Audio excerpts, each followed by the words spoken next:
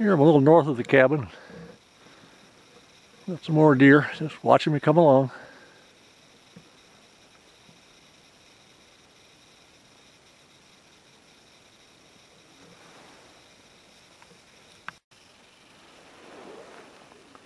These deer look really nice. They really haven't lost any weight. Of course, they got a lot of hair, but as out in more of the farm country about 30 miles away the last couple days, and they even warned me to watch out driving at night because the deer out that way were getting pretty hungry and starving and starting to wander on the roads.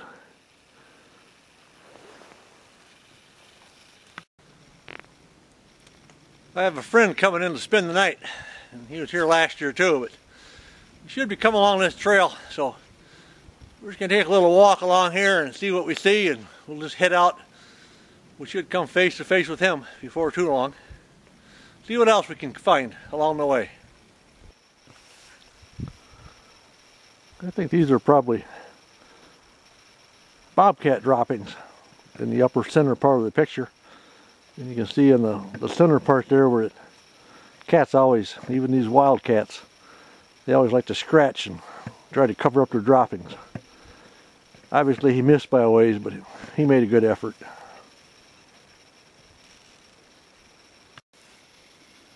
Walked across a little bit of ice to get up here and check out the top of this beaver house, but I'm not very far from the cabin.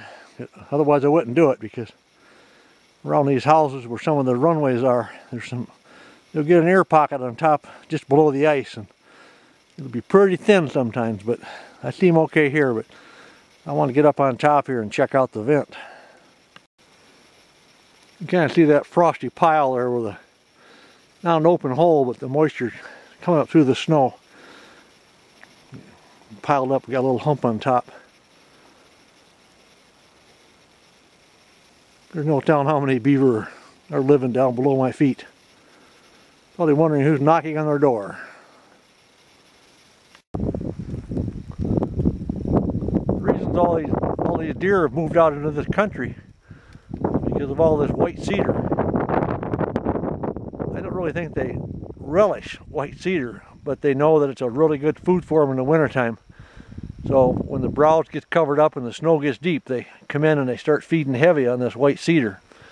You can see here where I had to break off a few branches that the snow had brought down on my trail, and they'll come in and nibble this up, and it's a nice little feast for them. I had all my trails really cleaned up really nice. Then in late October they had an early snowstorm, and you get them early snowstorms and they start off with a little bit of ice that weighs the branches down. They catch all the wet snow later and the wind comes up, and it just brings trees down and brush down right and left. And here's a big monster of a balsam that came across the trail, and I just broke the brush and went around. I didn't have the energy to come up with a chainsaw and clear all that away. I'll take care of it next spring.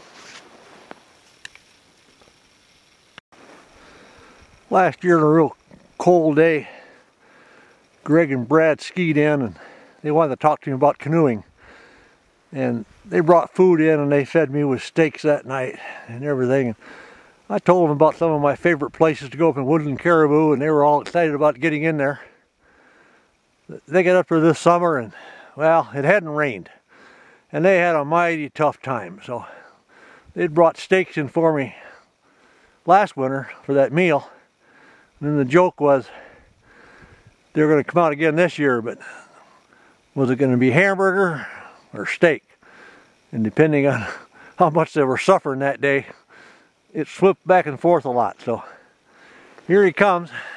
I don't know if we have steak or hamburger tonight. I'll have to ask him when he gets here. I think it was still up in the air. Woodland Caribou is a pretty nice place to be though, so I got an idea that in the end, a lot of good walleye fishing. The steaks probably won out. I hope so. They're going to hit the spot tonight.